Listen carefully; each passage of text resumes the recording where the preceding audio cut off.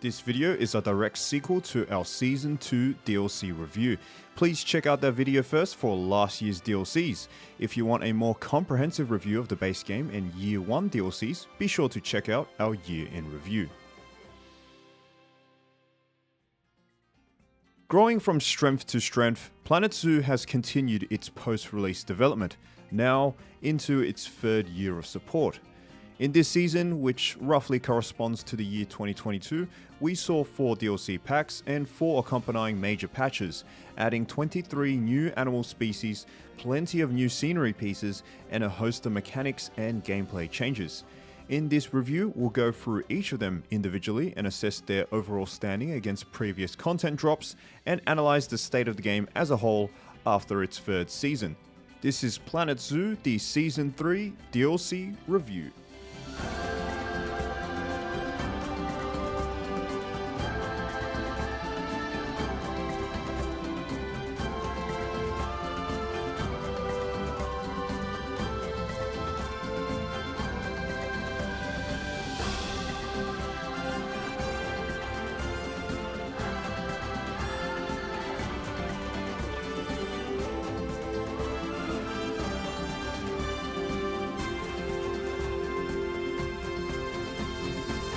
Although post-release development into 2022 was no real surprise given the continuous economic performance of the Planet Zoo franchise, and the fact that at the tail end of 2021 we did see the Europe Pack release, which hails in the second anniversary, another season of support.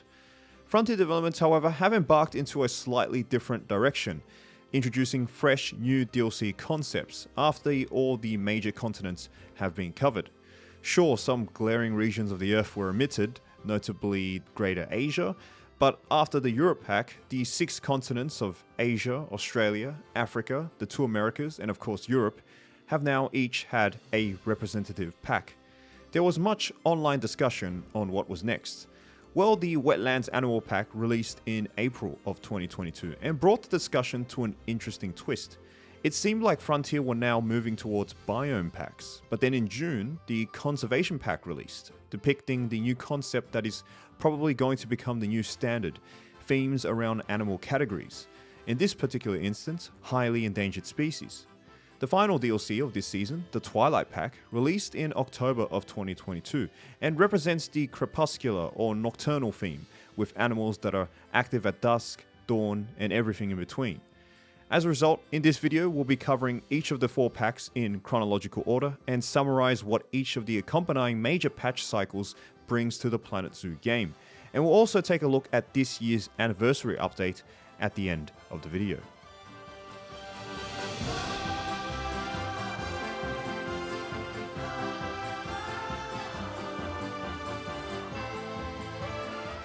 The Europe Pack launched in December of 2021, coming hot off the press after the well-received North American Animal Pack, and it signaled the last conventional continent to be depicted into the game. The continent as a whole is not as large and therefore not as biodiverse as many others, but it still contains enough iconic species to make a pack out of. In fact, make many pack ideas out of. Suffice to say, Frontier has generally hit the right marks with their species selection. Let's explore. The Alpine Ibex was a hopeful for the base roster, probably the quintessential mountain goat everyone wanted into the game. And for a European animal, it is an icon of the continent with no real surprise for its inclusion. Alpine Ibexes are extremely agile in this game, bouncing around on rocks and steep terrain with ease, so I recommend paying attention to their traversable terrain filter, because they can also be surprisingly agile at escaping. The similarly agile Eurasian lynx also joins us as the flagship animal of the Europe Pack. This wide-ranging feline appears over much of the Eurasian boreal forest, probably slated to be introduced into the game sooner or later. Its design is beautiful, and it will be a sure inclusion to any zoo, big or small. Be sure to include a lot of climbable structures in their habitat space. Even though they don't require any as a requirement, they are one of the few animals that readily display their agility. The European badger was a bit of a possible dark horse for this continent, mostly because the popularity for mustelids. Honestly, I was hoping for the more sought after Wolverine, but the Badger is still a pretty nice inclusion nevertheless. These animals interact with the burrow habitat item added with the accompanying patch and have very low space requirements, so they are perfect for exhibition in those small nooks and crannies around the zoo that need filling up, sort of similar to the meerkat in that regard. And finally, we have a temperate deer species, the European variant of the fallow deer. Fallow deer were extremely likely to be added into the game. It was either this or another particular deer species we'll get to later on in the video. The fallow is appreciatively cute in its design, males having quite noticeable antlers, and they have decent populations in real life zoos, so again, it's no real surprise. It's a pretty astute inclusion in all regards. The fire salamander represents the first non-frog amphibian to be introduced into the game, and as we'll see, certainly not the last. This species is not a huge surprise. Its striking banded coloration, its prominence within Western Europe, and its appearance in zoo collections lends itself well to being a popular exhibit candidate. So the Europe Pack boasts a quite strong roster with iconic species all around and a pretty nice exhibit species to boot.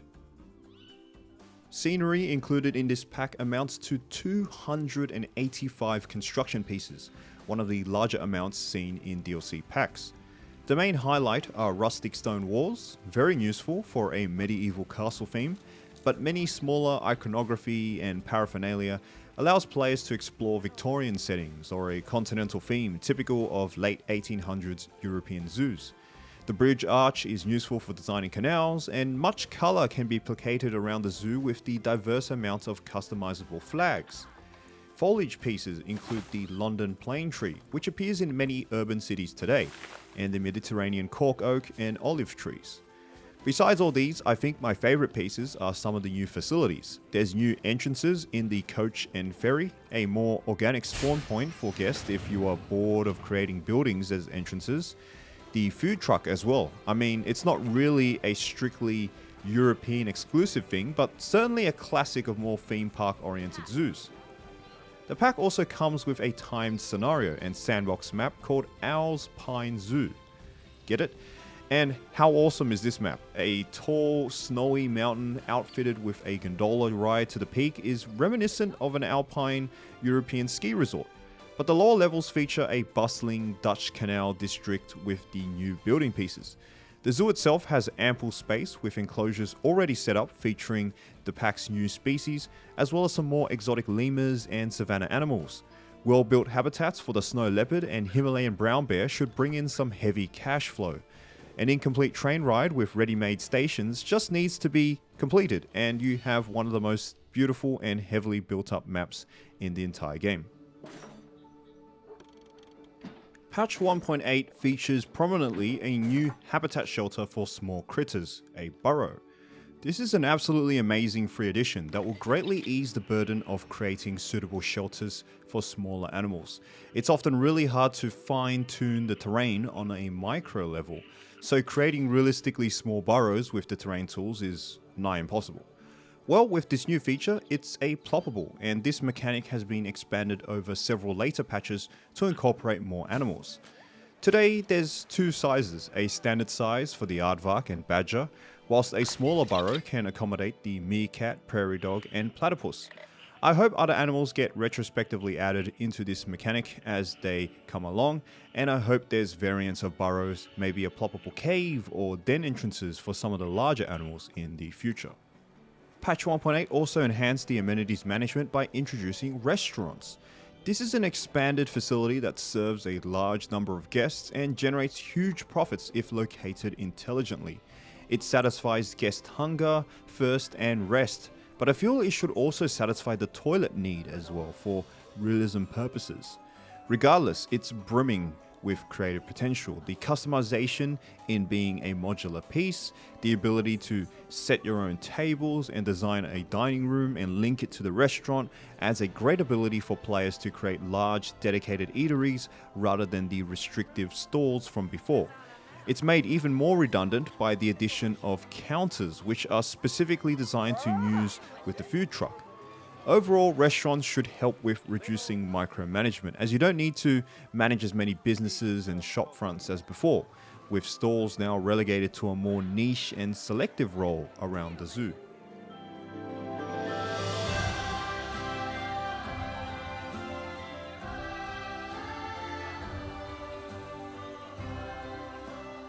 During Season 2, we saw the beginning of animal packs that alternated with standard packs.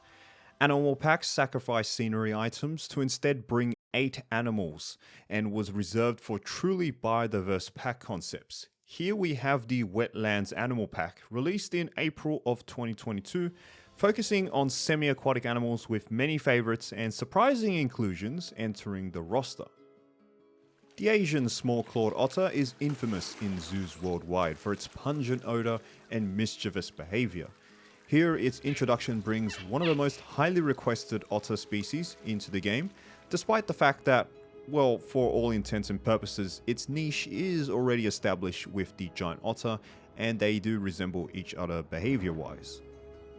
The largest rodent in the world, the capybara, is finally here. This animal is exceptionally hardy and will complement many South American animals, such as capuchin monkeys and even the giant anteater, making mixed species exhibits quite accessible for this continent. But regardless, they can be put together with lots of other friendly herbivores. A bit of a surprise pick for a wetlands hoofstock, probably picked for the male's distinct black and white coloration.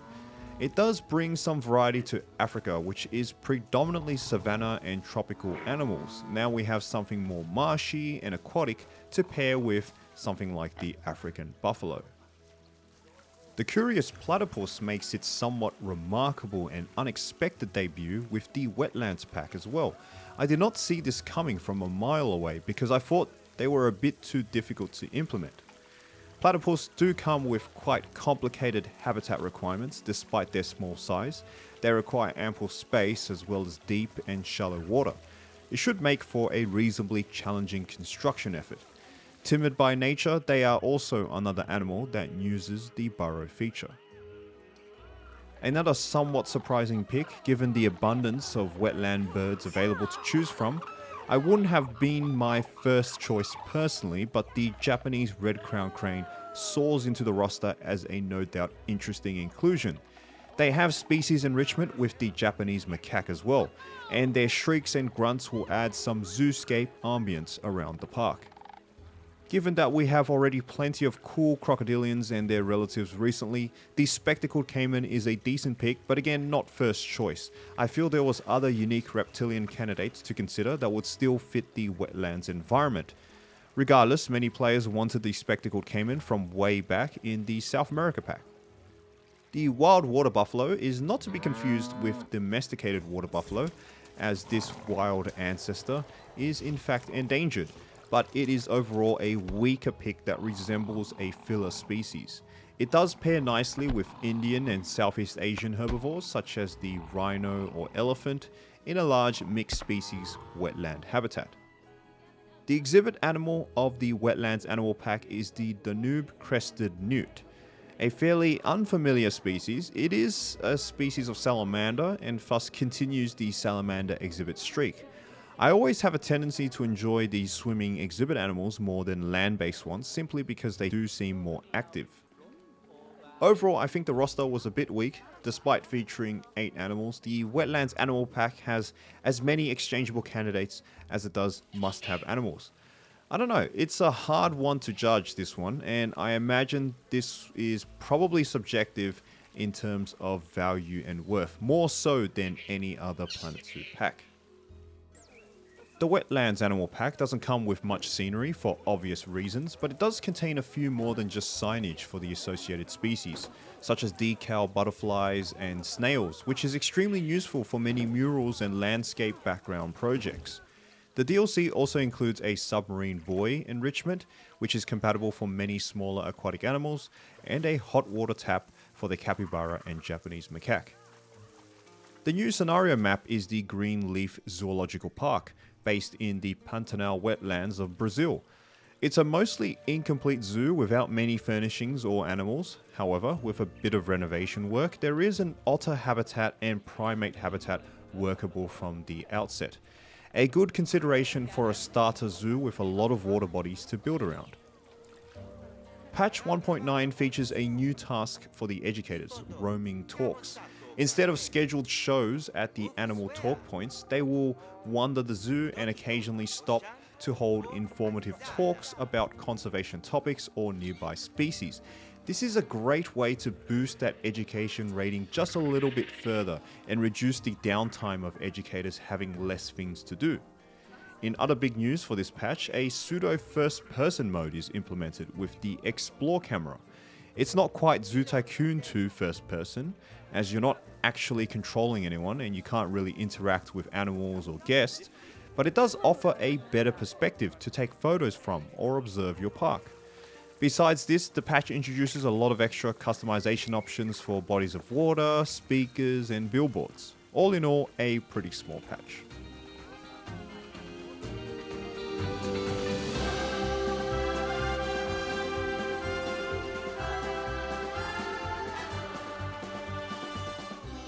The Conservation Pack released in June of 2022, introducing to the game a group of 5 endangered animals from different parts of the world. These species in particular are involved in well-known conservation efforts, and for some have seen amazing revival stories in the wild as a result of these projects.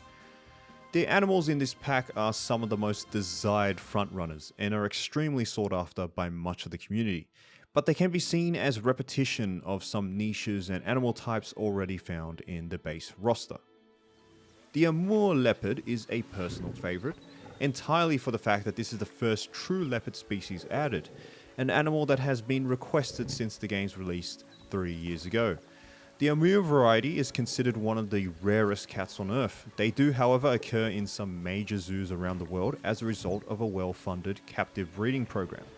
In-game, they are very similar to the snow leopard, with similar habitat preferences and behaviours. Their agility means that you have to be very careful designing their habitats to remove any possible escape point. Already considered highly likely for the base game, it has taken almost 3 years to see the famous wild steppe horse in Planet Zoo. Many may feel disappointed this could have been another endangered species given its likelihood to be part of the base roster, but nevertheless it's really assuring to finally see it adapted well in-game by the devs, even if it does resemble and mimic other horse varieties. Similar to the Przewalski's horse in this regard, the scimitar-horned oryx occurs quite plentiful in many zoos worldwide. As a result, it was seen as a major hoofstock contender to be in the base game roster and has strong appeal with zoogoers around the world. Its curved horns are notably distinct from its cousin the Gemsbok, but otherwise resemble its niche and behavior in almost every other aspect. One animal that definitely cannot be called a repeat or a clone is the Siamang.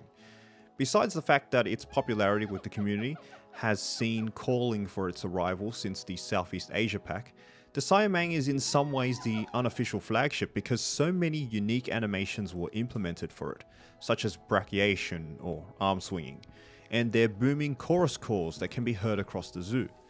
The Siamang is an extremely well-adapted animal and represents Planet Zoo's premier upper class of featurette species. They are a challenging but extremely rewarding animal to exhibit. Finally, the pack's exhibit animal is the axolotl. That's right, another amphibian in the salamander family. Axolotls are very famous for their role in scientific research, as pets, and in captivity in general, with many zoos exhibiting this weird but amazing salamander. And many community predictions have proven true. The axolotl status as critically endangered has placed it as very likely to represent the exhibit slot of a pack with this concept. The Conservation Pack features more than 150 scenery items.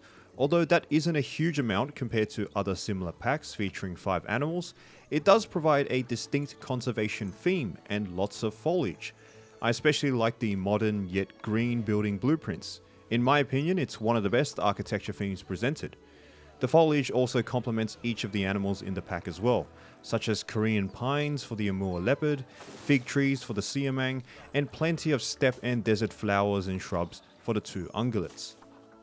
The featured scenario zoo is Turtle Rock Wildlife Orphanage, a map based in the rolling hills of Mongolia, a perfect place to exhibit wide open plains animals.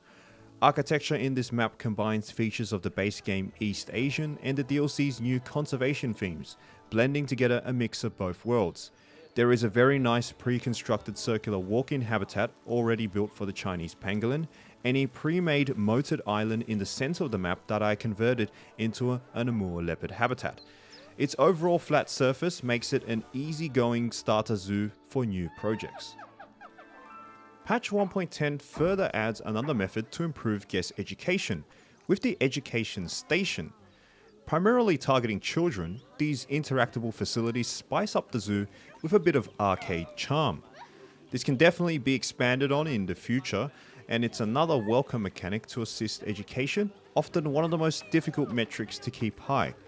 Alongside this support are more conservation topics for the Conservation Board. Besides this neat addition, Patch 1.10 is a major behavioral update, introducing new animations to improve animal realism.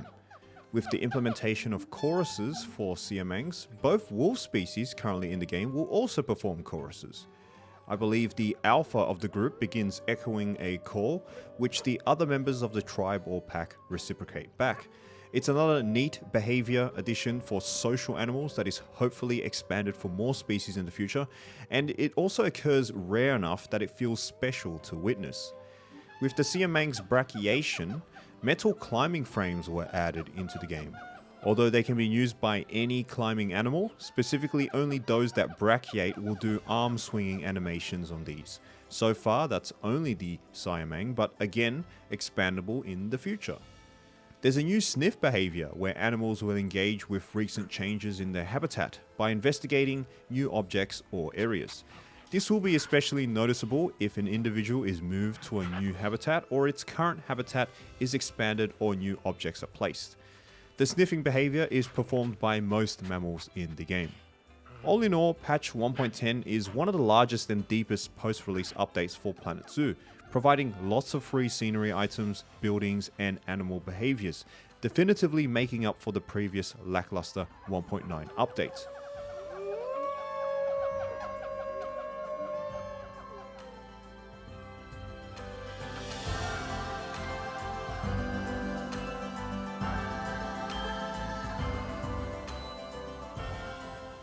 Probably kind of let down here, the Planet Zoo community expected an animal pack, but instead were greeted with a Halloween themed pack with a concept revolving around crepuscular and nocturnal animals, 5 animal species included. Only time will tell if Frontier Developments have abandoned the animal pack concept completely, or if this was just a one-off to take advantage of the timely holiday. One of Australia's famous marsupials, who to some may have missed out on the Australia Pack 2 years ago, the common wombat. It's another animal that takes advantage of burrows, and for good reason. Although they require small spaces, they do get stressed out quite easily, so consider only 1 or 2 guest viewing points or one-way glass to placate their shyness. The raccoon has been constantly requested by the greater community at large, although some like myself don't see too much value in an animal seen as commonplace in urban environments.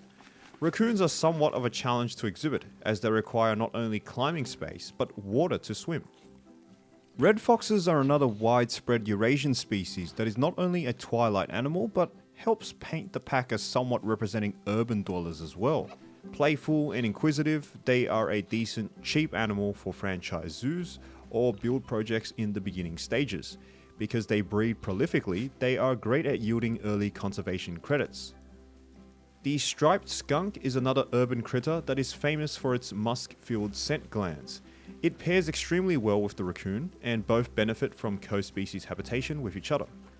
Otherwise, it's a somewhat underwhelming pick. It feels like somewhat of a filler pick that already resembles the badger whilst behaving similar to raccoons. I don't imagine there was a shortage of stronger candidates for this Twilight theme.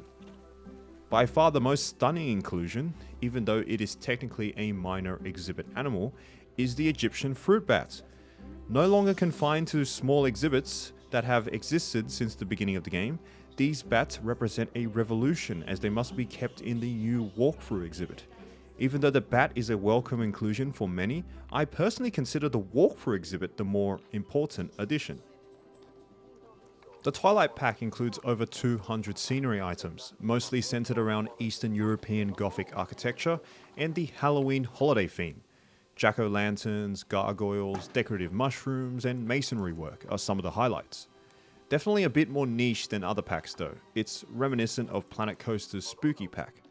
Some natural scenery is also included, and these have more use cases. Rock stalactites to hang inside cave walls, autumn leaves litter, bristlecone pines, and glow-in-the-dark fungi. The included scenario zoo is Castle Myers, set in the spooky forests of Transylvania.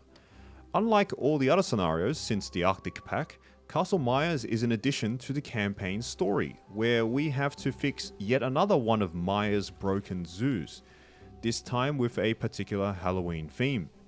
Players will be guided through the ropes of creating the new walk-in bat exhibits, stabilizing the poorly designed park, before embarking on a Himalayan brown bear breeding program. This scenario is quite difficult, especially the gold star, but you can cheese it by flushing guests out and just focusing on the last few missions solely. As a sandbox or challenge map, I despise this map design immensely, as guests have to arrive through the castle on the top of the mountain, have to walk all the way down the slope before reaching the zoo. As a result, I recommend just creating a zoo entrance somewhere else or building a gondola ride down the mountain. It is a nice precinct for a small Halloween-themed zoo, however. Patch 1.11 introduces major mechanical improvements to the exhibit system.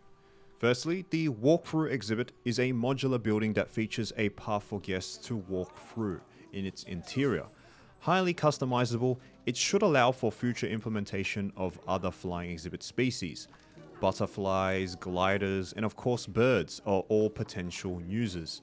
Since this feature is technically part of the free patch 1.11 instead of being DLC locked, expect future additions of new species to feature inside the walkthrough exhibit. A new population management tab for exhibits allows players to delegate target populations, which the zoo will auto-sell or auto-release any extras.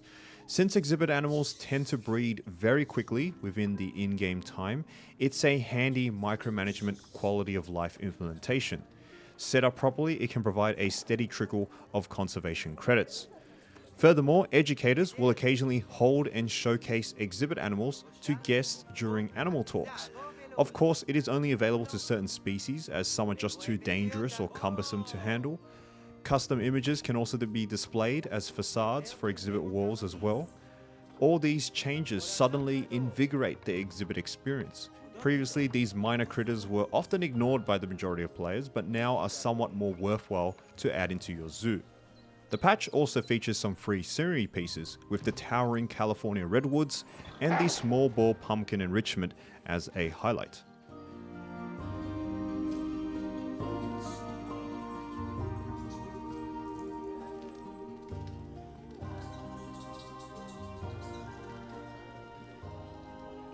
A solid pack concept with all-round great animal picks, the Europe pack stands out most of all with its large amount of tremendously useful scenery items that will be relevant to modern and classical zoo designs. A strong consideration for purchase and unexpectedly more impressive than some packs from previous seasons. Although if you value scenery items less, then perhaps get it on sale. 7 out of 10. Despite the inclusion of must-haves like the capybara and platypus, the Wetlands animal pack is let down by the rest of its unconvincing roster and weak accompanying patch.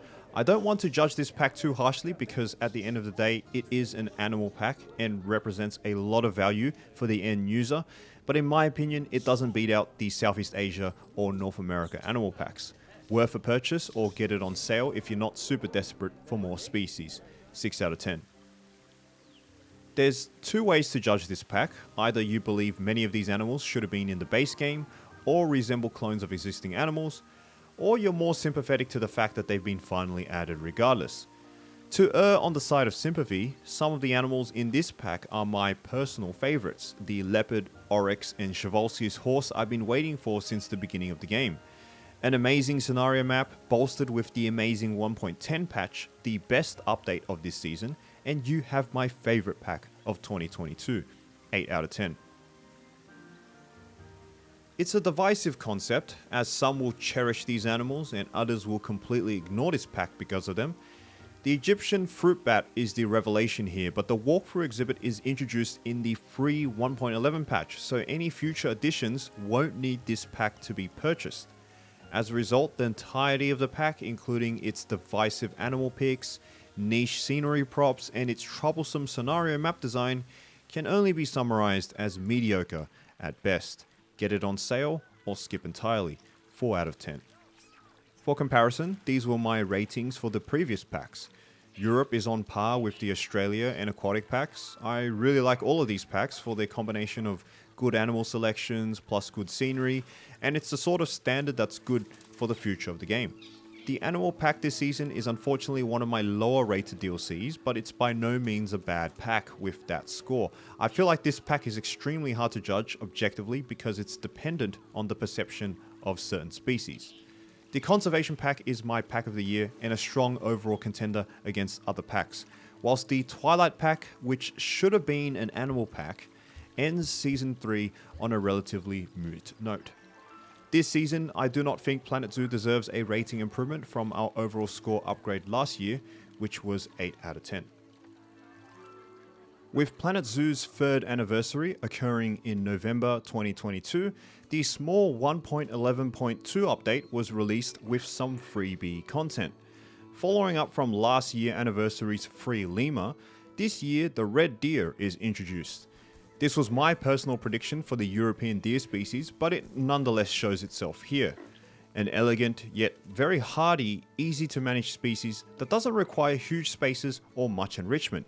It is free for everyone, so red deer are an assured choice for starter zoos and beginning players. They also have interspecies enrichment with the Europe Pack's fallow deer. The update also includes some new balloon designs for the Looney Balloons shop. It's been a fun Season 3. Moving on from continental packs has allowed the developers to flex their creativity in more interesting themes, from the spooky all the way to the endangered. It also makes predictions kind of meaningless now. The game has grown to the point where a huge majority of species I personally wanted are now in, and any future pack ideas, well, I'm just here for the ride. Although it might not be immediately recognizable to the average player, there's a lot of development work this year that has set the foundation for potentially a very promising Season 4, which has all but been officially confirmed with data mining. Maybe now we will see the last of the great requests, an aviary mechanic and some flying birds. Please, come on, let's just do it. This was Planet Zoo Season 3 DLC review. If you've enjoyed this video, be sure to subscribe and await next year's Season 4 review. If you're new to the channel, also check out our previous Planet Zoo reviews. And if you want to support us further, consider subscribing on our Patreon for as little as $1 a month.